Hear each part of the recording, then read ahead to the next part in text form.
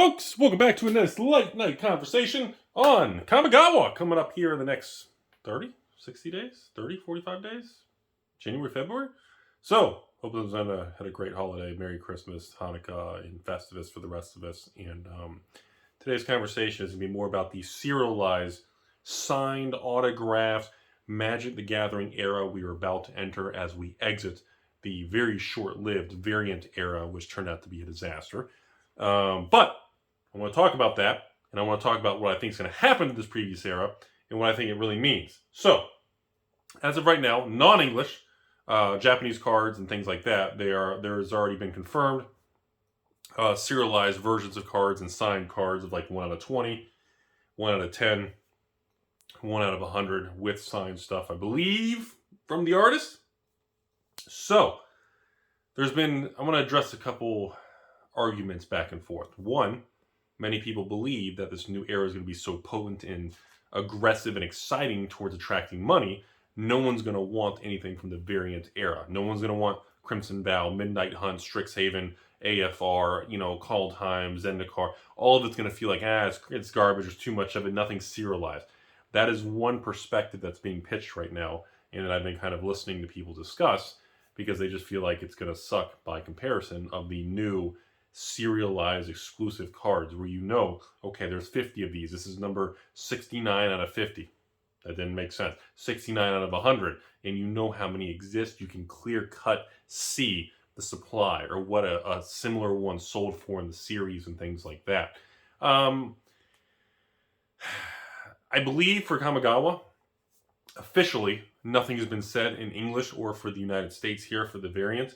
The only chase serialized cards is starting in some of the smaller markets, which is non-English cards.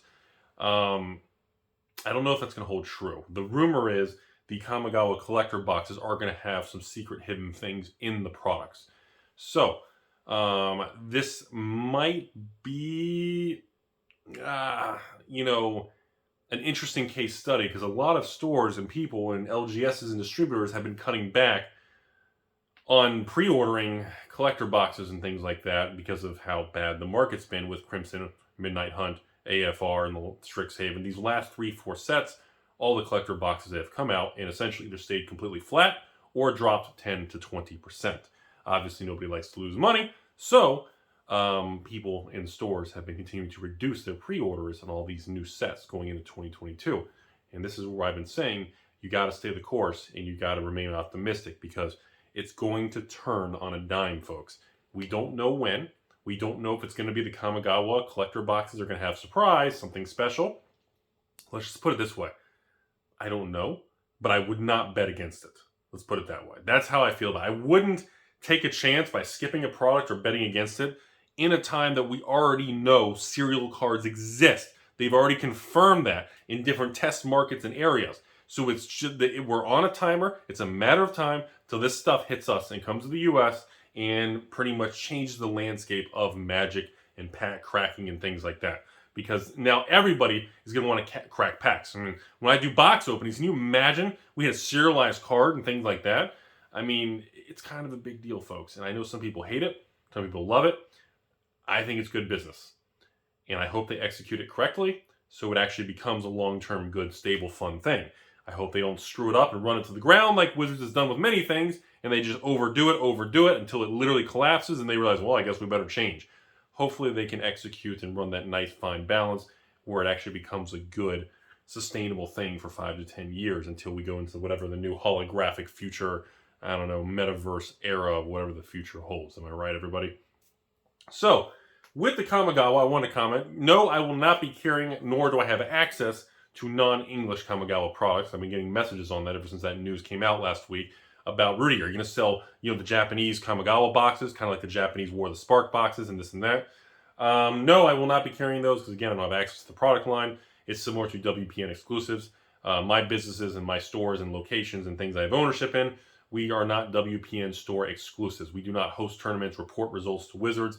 We do not, and I do not engage in things like that. Therefore, I do not have access to, the mashup special double feature box of Innistrad and Midnight Hunt. I don't have access to mystery boxes.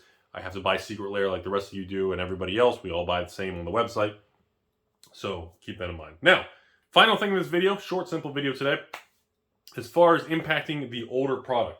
One of the things I'm seeing a lot of is that people are skipping Midnight and Crimson and AFR because they know these serialized versions and variants are coming. Therefore, they don't want to touch any Magic until this new Magic really kicks off with a bang. Now, I want to tell you something. Old man Rudy, who's been through the ebbs and flows in the bear markets and the bull markets many, many times now, I'm here to tell you, to make it as simple as possible, if Amonkhet, no, I don't even want to use that. I don't even want to use it. I don't even want to use that. If Ixalan and Rivals of Ixalan can double in price in 24 months, you're trying to tell me all these crazy variants and cards, the boxes themselves cannot go up. Instead of 2 years, you don't think they can appreciate in 3-4 years? If you looking at the relative nature of every era of Magic, if Ixalan, an Hour of Devastation, I didn't want to pick on Amonkhet Hour of Devastation because they have lottery cards, but Ixalan doesn't have lottery cards. If Ixalan and Rivals of Ixalan can go up, you don't think this new stuff can go up? That's what I have to say. That's my thing. So I hope you all enjoyed the video. Short and sweet. Just understand that.